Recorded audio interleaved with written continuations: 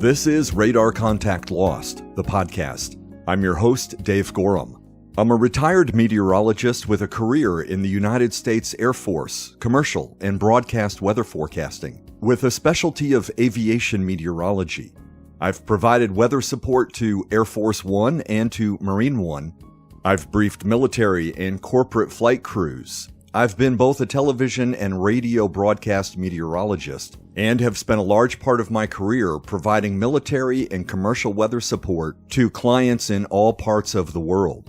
I've created this podcast series to bring you interesting but tragic stories of airplane crashes that are either caused by the weather or when weather is a contributing factor to the crash. Today's episode, When a Helicopter Crash Silenced Number One, is about the 1990 crash of a Bell JetRanger helicopter that was carrying a pilot and 4 passengers that crashed into a ski slope at night and in the fog. Among the passengers was Stevie Ray Vaughan, the legendary blues guitarist from Texas. The crash stunned the world, with not only the crash being attributed to pilot error, but that it had brought an end to the amazing career of a guitarist that had burst onto the scene only 7 years before with his debut album, Texas Flood, which went double platinum and was nominated for a Grammy in the Best Traditional Blues Performance category. The Texas Flood song Rude Mood was nominated for Best Rock Instrumental Performance, and the title of this episode refers to Number One. That's the name of the iconic Fender Stratocaster guitar that belonged to Stevie Ray. Before we get started, though, 2 things. First, I want to dedicate this episode to my friend Chris Page. I'll tell you why at the end of this episode. Next, I want to state up front that I'm a big fan of Stevie Ray Vaughan. Between CD and vinyl, I think I have all of his albums, including a few of the compilations that were released after his death. I could easily use this podcast episode to just play his music, and if not for copyright laws, I might. But I want to keep this story about the crash. I'm not a music reviewer, and you're not tuning into this podcast for music, no matter who the artist is. I'm an aviation meteorologist, and this podcast is about plane crashes, or in this case, a helicopter crash. So we'll keep this episode focused on the weather and the crash, even though my vinyl collection is within reach right now, and my turntable is directly in my line of sight. As soon as this recording is complete, I'm going to crank up my favorite SRV album, In Step. I mean Texas Flood. I mean Family Style. Well, you get the idea. You know, I think most fans of Stevie and his music know that he was killed in a helicopter crash as he was leaving a concert not far from Chicago, Illinois, even closer to Milwaukee, Wisconsin. It was an especially poignant crash, coming as it did when Stevie seemed to be on an unstoppable upward trajectory.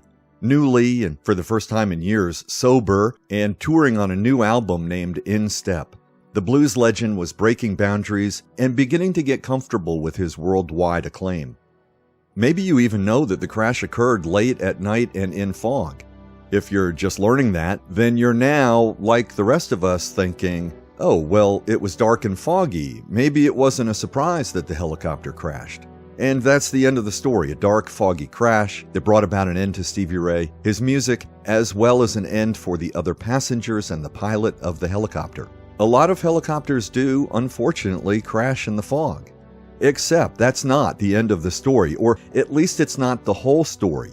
In fact, it's really only a cursory understanding of the crash, as there were other factors both before the crash and factors after the helicopter lifted above the ground, neither of which were mentioned in the official Aviation Accident Report issued by the NTSB, the National Transportation Safety Board.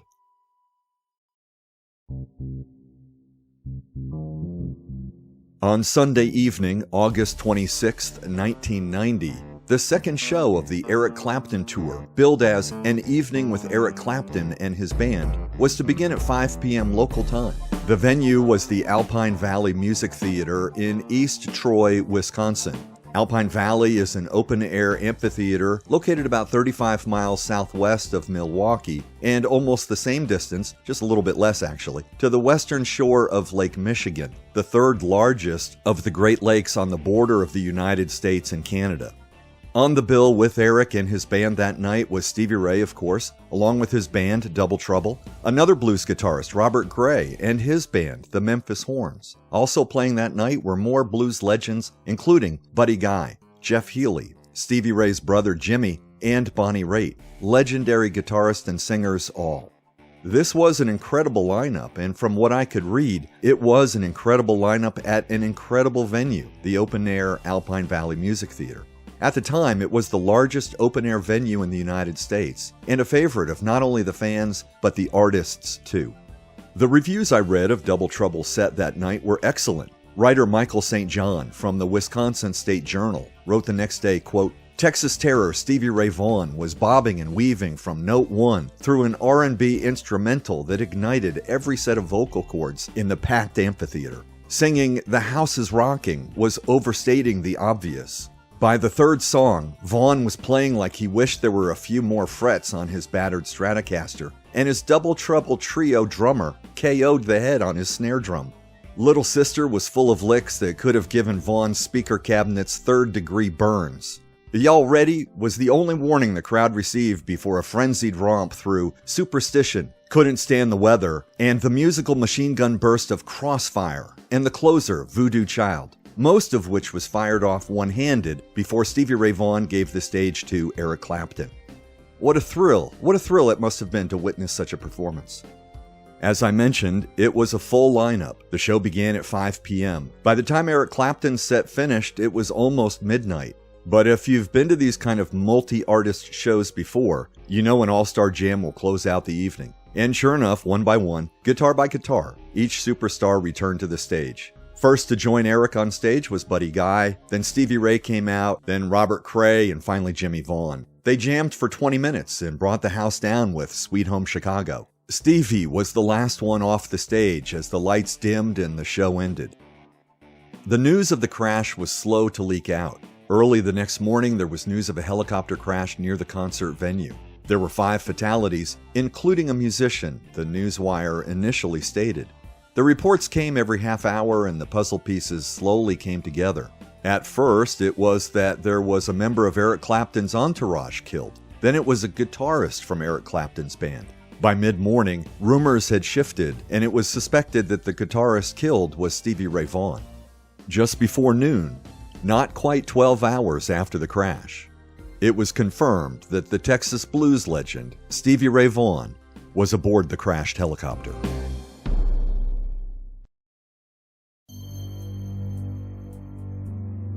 Let's talk about the weather, as this was integral to the crash. The weather was great. It was a summer evening in the northern United States. The high temperature that day was 86 Fahrenheit, that's 30 degrees Celsius. The area was under a dome of high pressure, so there were only a few clouds during the day, and the temperature fell into the upper 70s after dark, and the middle 70s by the time the show ended. In Celsius, that's a range of about 26 to 24 degrees. But the humidity was high. Remember, the theater was just 32 miles from Lake Michigan. That's 52 kilometers, so there was lots of moisture in the air. In the afternoon, it was warm and sticky, but by the time of the crash, the temperature was in the middle 70s, it was pleasant, but the dew point was in the lower 70s, so it was cooler now and still quite moist. As the air cooled closer and closer to the dew point, the air thickened, and shortly after 10 p.m., dew formed on the cars in the parking lot, and fog began to form over the open fields that surrounded Alpine Valley. There was a golf course that was on the east and south sides of the theater, and a ski resort was on the south side next to the golf course as well. Around the west and north sides of Alpine Valley is forest and farmland. Even today, there's not much of anything around. The closest town is the town of East Troy, Wisconsin, about 4 miles to the north.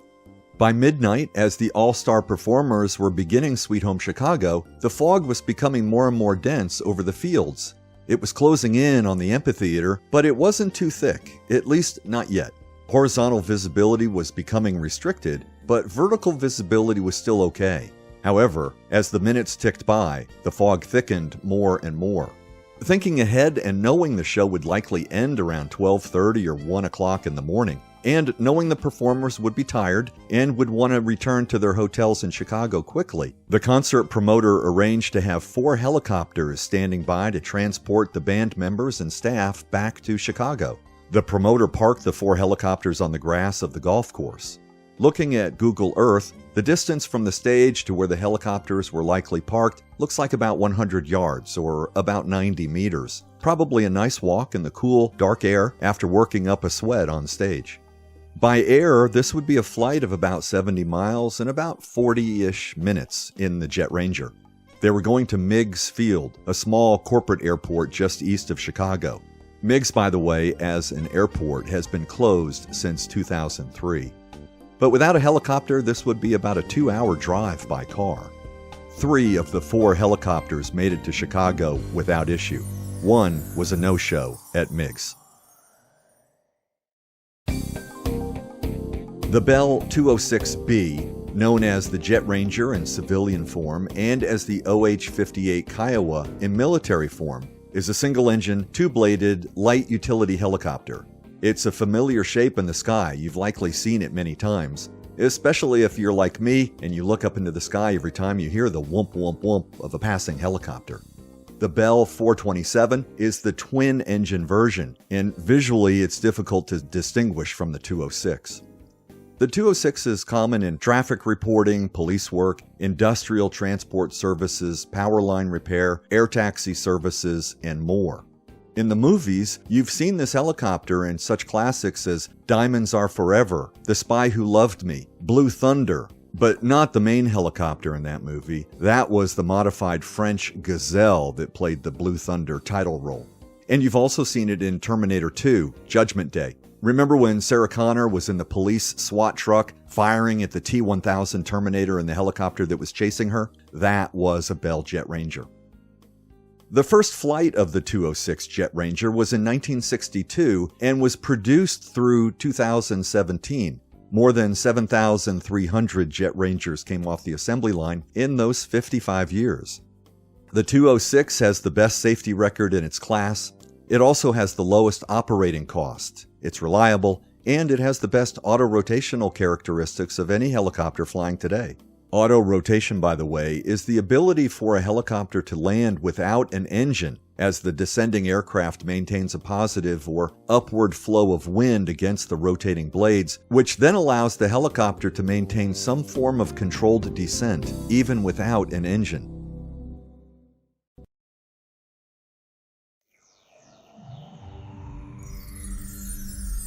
The crash. Is it peculiar that a helicopter crashes in the fog at night? Maybe, but of course it's not a given. Most don't.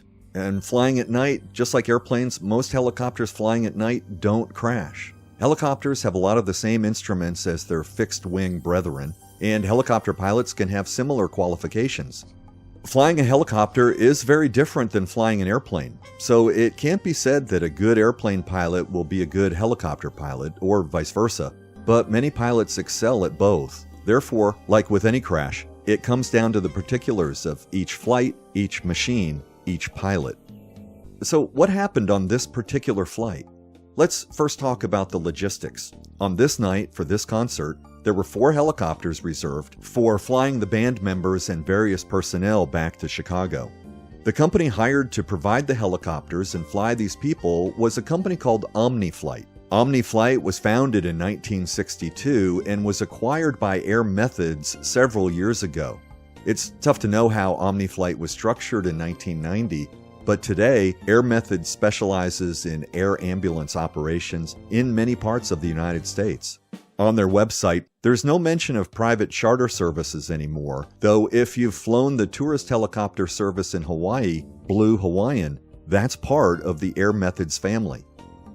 So, there are 4 OmniFlight helicopters lined up and ready to take their passengers back to Chicago. It was midnight, it was moist, there was fog. Like the cars in the parking lot, the helicopters had dew on their windshields. But despite the fog, weather was not an issue, and the flights were officially categorized as VMC, Visual Meteorological Conditions. That means the pilots would not need their instruments to complete the flight to Chicago. That said, weather was an issue. The local weather office stated that there were pockets of dense fog in this region, and in places, the visibility was below 2 miles. This would require pilots to fly by instruments rather than visually, yet the flight was still categorized as VMC, Visual Meteorological Conditions. Though no mention of this was discovered in my research, the helicopters would likely fly with some navigation aids like a VOR, and I say that because 70 miles at night without some sort of navigation support would be asking a lot of the pilots. Again, the helicopters were flying under VMC rules. Instrument flight was not necessary or required. As it turns out, even though the instruments would not be needed, 3 of the 4 pilots were indeed certified for instrument flying, but 1 was not. The pilot without instrument certification was the pilot of the 3rd helicopter. However, given the VMC conditions, pilot number 3 was legally qualified to make this flight. This pilot, Jeff Brown, had his instrument rating in fixed-wing aircraft, that's airplanes, but not rotary wing aircraft, that's helicopters. And for some reason, he was assigned to this job. But again, given how the weather conditions were reported, Jeff was legally qualified to fly this flight. Each JetRanger would carry 4 passengers and the pilot. Stevie Ray, his brother Jimmy, and his wife, plus 1 other, were going to ride together in helicopter number 3. However, as the threesome arrived at their chopper, with engine running and blades already spinning overhead, they discovered that 3 of the 4 seats were already occupied with some of Clapton's crew. I'm unsure of just how unplanned this was. Did the other 3 get on this helicopter by mistake? Were they not even supposed to be on any helicopter and they took a first-come, first-served position and bumped Stevie Ray's group? I didn't come across any of that in my research. Either way, there was 1 seat open and Stevie Ray asked his brother if he could have it. Jimmy Vaughan and his wife Connie stayed behind. By now, the fog had become dense. The Alpine Valley Music Theater sits in a small valley, and the cool night air would tend to pool, undisturbed by local wind. As the reported spread between the dew point and the temperature at the local airport was just a couple of degrees, near the theater, the spread was likely even less, allowing thicker or denser fog than the fog forming in other areas. Still, the fog wasn't terribly deep. The pilots only needed to lift straight up above the fog and then enjoy the uneventful trip to Chicago. The same general conditions were in place the day before, generally few clouds and then at night some fog. In other words, the overall weather conditions were a typical fog setup scenario, and it should not have been a surprise to the OmniFlight team. The 4 helicopters were lined up nose to tail and took off at 2-minute intervals. Each took off without issue, though it was noted that the 3rd helicopter, the one with Stevie Ray, took off quickly and steeply and began to turn south toward Chicago at a lower altitude and at a higher rate of speed than the others.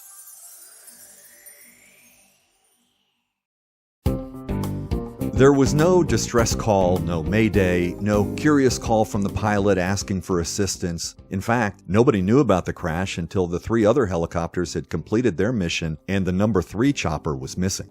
It took a couple of hours to realize there was trouble. The fog made finding the wreckage impossible at the beginning. Finally, about 6 hours after the suspected crash, and as the first light of day was dawning, a Civil Air Patrol search helicopter found the wreckage. With daylight, it became obvious that the OmniFlight helicopter had failed to clear the 300-foot-high ski slope just to the south of Alpine Valley. The impact zone was 50 feet below the summit. All the passengers were killed instantly. The crash site was just 0.6 of a mile from where the choppers had been parked. You'd think a crash like that would be easy to hear. It seemed close enough anyway. You'd think that knowing of the crash and finding the crash would be simple, except it wasn't. Consider that the concert had just finished, so there were lots of cars starting up in the parking lot and moving towards the exits, and probably lots of people still celebrating the great show. Plus, there was still 1 helicopter, with its engine running and blades spinning, still on the ground, likely between the concert goers and the crash site. And let's not forget the fog. The fog has a blanketing effect and can be very much a limiting factor in how far sound can travel because it absorbs the sound waves of the crash. There was no explosion, there was no fire, and very little sound thanks to the fog and all the other distracting noise. No fire was good news, at least on first thought. A fire and an explosion would have made the crash site easy to find, even in the fog, though tragic for the occupants. But with all the occupants being killed upon impact, finding the crash site quickly wasn't necessary, at least from a life-saving perspective. Of course, nobody knew that at the time. How tragic would it have been if there were survivors and they weren't found for 6 hours, despite just being half a mile from where they departed?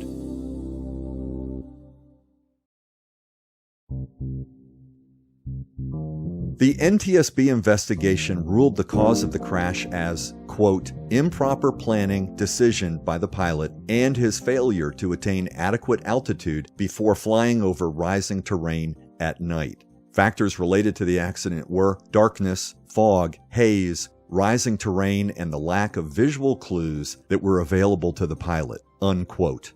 In other words, pilot error. But is that all there is? Is it simply pilot error? I think in a nutshell, yes, but there is more to it than what was included in the NTSB report. In my research of this crash, I came upon the research of Colin B. Cahoon. Colin was an Army helicopter pilot following college and then continued his studies afterward to become a lawyer. His Army flying had been in a Bell Kiowa, the Army version of the one that had struck the Alpine Valley ski slope. Colin, working for a Dallas law firm at the time, would be representing the helicopter's engine manufacturer, Allison Gas Turbine. Lawsuits had been filed on behalf of all the passengers against, in addition to Allison, the operating company Omniflight and the helicopter manufacturer Bell Helicopter. As a pilot of this same machine, and now a lawyer, Colin had questions about what happened that weren't specifically addressed by the NTSB's final analysis. Namely, why would a perfectly good helicopter fly into a ski slope, even at night, even in the fog? It shouldn't have happened. The pilot should have just climbed straight up through the fog. Why did he not do this? To get these answers, Colin hired an expert. Though Colin was a pilot, a helicopter pilot of this same machine, he didn't call himself an expert, so he hired a man that was, a man named Joe Kettles. Joe was an expert, one who had amassed 20,000 hours of helicopter flight time in his 30-year career. Colin and Joe decided to recreate the night of August 26th and the early morning hours of August 27th as best they could. They recreated the scenario in two ways, one at night, like it was when the helicopter crashed, and one during the day. As the test helicopter sat in the same position as the Vaughan helicopter, in the dark, Colin, in the co-pilot seat, noted the bright lights of the nearby golf course and the parking lots, and he also noted that there was no fog. But except for the lack of fog, conditions were nearly the same as the band members and the pilot faced on that foggy night. When everything was ready, the test helicopter lifted off. Things were progressing as expected, and then, as the test chopper climbed above the lights of the parking lots and the golf course, the pilots were suddenly and completely blind.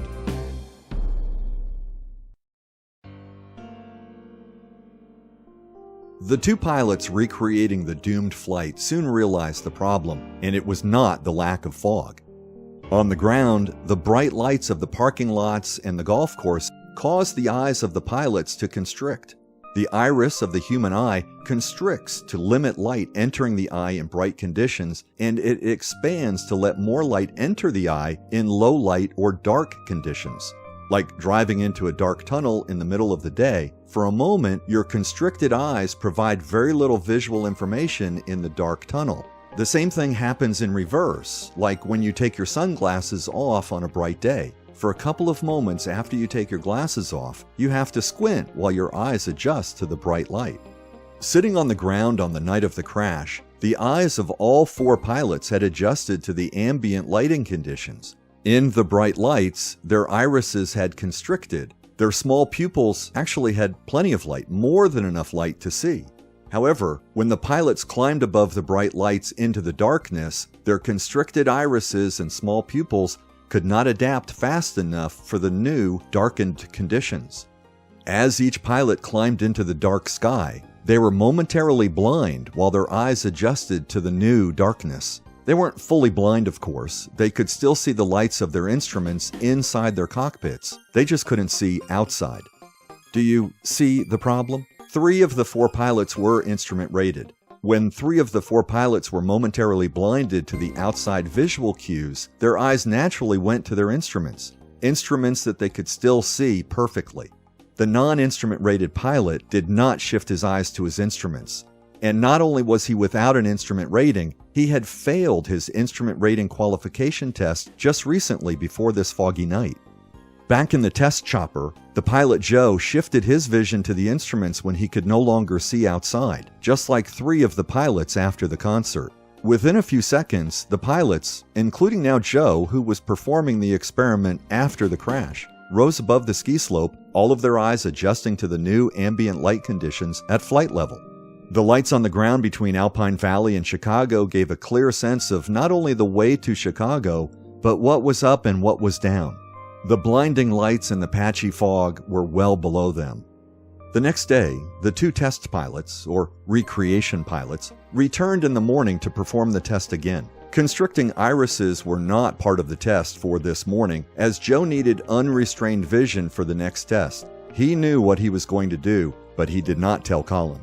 The helicopter engine started and came up to temperature. Joe told Colin to hold the controls, but also to close his eyes until Joe told him to open them again. So when the helicopter lifted off the ground, Colin's eyes were closed. However, he could feel Joe working the controls. In a helicopter, that would be the collective in the left hand, the cyclic in the right hand between the pilot's legs, and the anti-torque foot pedals. The 3 working together to control up-down, forward-backward, and side-to-side motion.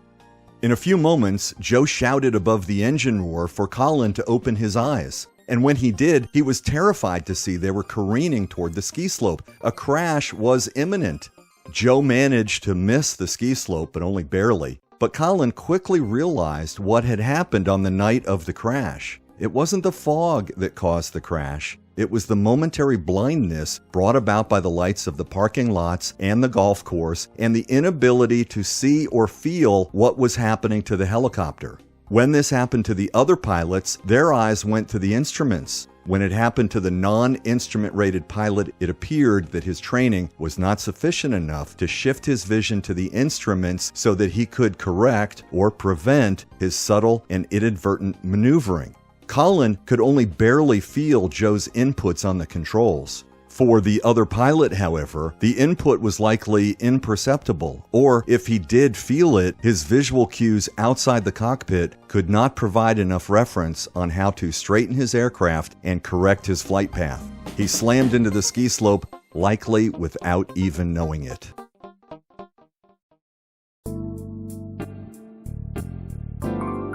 Since the day of this crash, pundits have argued and posited about the what-ifs. What if Stevie Ray hadn't gotten on this flight? Where would he be today? What kind of amazing music would he be churning out today?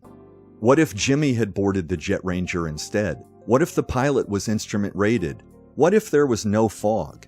What if the parking lot lights and the golf course lights were dimmed for the night air operations? What if Eric Clapton or Buddy Guy had boarded the ill-fated aircraft? Jeff Healey, Robert Cray, Bonnie Raitt. What if? What if? What if? One thing's for sure, heaven gained another amazing blues guitarist that night. After Stevie's death, Brother Jimmy wrote a song that was a tribute to his brother. It's called 6 Strings Down. The first verse goes like this. Alpine Valley in the middle of the night, 6 strings down on the heaven-bound flight. Got a pick, a strap, a guitar on his back. Ain't gonna cut the angels no slack. Heaven done called another blues stringer back home.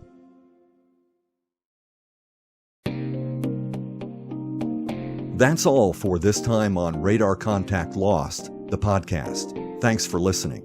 If you'd like to learn more about this crash, there's a lot of information online. Surprisingly, the detail-rich aircraft accident report that I rely on for other crashes was only 5 pages long for this crash. Technically, the report I found was the Aviation Accident Final Report, not an aircraft accident report, which can be more than 100 pages.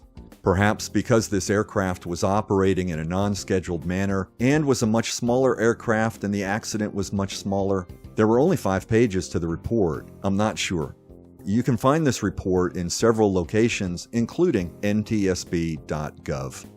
There's also a great write-up of the crash on the Stevie Ray Vaughan archive site. at srvarchive.com. This site is dedicated to keeping the memories of Stevie Ray Vaughan alive. There's a page on the site that details the crash, with several pictures of the crash site, a link to the NTSB report, the autopsy report, and Stevie Ray Vaughan's birth certificate. There are also scanned newspaper clippings that detail the crash and the loss of Stevie Ray Vaughan and how it was impacting the world in the days following the crash. It's all great stuff and I enjoyed reading it, though I only glimpsed at the autopsy report. The research I found by Colin Cahoot, and I hope I'm pronouncing his name correctly, it's spelled Cahoot. The article was on dmagazine.com. The article was published on the 30th anniversary of Stevie Ray's death, August 26, 2020. There's another great article on loudersound.com. This article was published a year after the D Magazine report on the 31st anniversary of Stevie Ray's death. Not only is it a great article, but there are links to some of Stevie Ray's best songs on YouTube. Songs like Ain't Gonna Give Up on Love, Lenny, and my second favorite SRV tune, Crossfire. Speaking of links to Stevie Ray's music, search YouTube for Jimmy Vaughan's tribute, 6 Strings Down. There are several versions and they're all enjoyable and rather emotional. This podcast is researched, written, edited, and produced by me. On the air traffic control side, we have former U.S. Air Force and FAA controllers Cindy and Michael Hintz and Tony Gorham. On the weather side, we have meteorologists Chris Hebert and Nathan Stamford. On the piloting side, we have former U.S. Air Force and retired FedEx Captain Michelle Acorn and FedEx First Officer Larry Gregory. The RCL team is a great team because of these talented folks. They make this podcast detailed and thorough and make sure I don't stray too far off the glide path. I can't thank them enough. I have one more thing to mention, but before I do that, let me thank you, the listeners. I'm happy to bring these stories to you, to all of you who have a love of weather, aviation, and history, just like me. Thanks for climbing aboard and settling in for the latest from the Radar Contact Lost team. Lastly, I want to tell you that I lost a good friend, a best friend of 40 years, to suicide just 2 days before I began working on this episode, now not quite a week ago. Chris was an Air Force veteran, and that's how and where we met. We've ridden motorcycles together all over the United States and Europe. We've flown powered paragliders and small airplanes together. Me, always the passenger when it came to flying. We even walked away from a small plane crash together. I like to think it was like when Chuck Yeager walked away from his crashed and smoldering F-104 in that memorable scene from The Right Stuff, but no, it was barely half that dramatic. We made 2 movies about powered paragliding and were selected to attend a film festival in Moscow, Russia, of all places. That was a trip for memory lane, most definitely. The film won an honorable mention. I was happy, but Chris wanted more. I was with Chris and Patty when they got married, and with them for the birth of their daughter. Chris was a huge Stevie Ray Vaughan fan too, which is why I picked this episode to do right now. I'm sure Chris's suicide was not related to his military service, as his service was 40 years ago. But this is an opportunity for me to mention that veteran suicide in this country is a serious issue. There are varying statistics, and you'll have to read the fine print to fully understand each one. But one well-publicized statistic is that 22 veterans commit suicide each day in the United States. If you're a U.S. veteran and need help, you can dial 988, then press the number 1. Or you can visit the Veterans Crisis Line online at veteranscrisisline.net. You can also go to va.gov and search suicide prevention. Blue skies to you, my friend, Chris Page. With each new episode of Radar Contact Lost, I will bring you interesting but tragic stories of plane crashes from across the United States and from around the world. When these crashes involve the weather as a possible cause or as a contributing factor, I'll rely on my 40-year career as an Air Force, broadcast, and commercial meteorologist, with a specialty of aviation meteorology, to explain what happened and why. I'll also lean on my experts in air traffic control, meteorology, and piloting to peel back the curtain to take a closer look at what really happened. If you like this episode, give a like, leave a review if you can, and tell your friends. Word of mouth for a podcast like this is always the best form of advertising, and it seems to be much easier than trying to leave a review. On Instagram, follow at Radar Contact Lost Podcast. It's the only platform where I communicate with the world. I provide behind the scenes, time schedules, interesting factoids, and more. Check it out. We're also on YouTube. If you'd like to reach out, send an email to rclpodcast1@gmail.com. That's rclpodcast1@gmail.com. Again, thanks for listening. I'm Dave Gorham.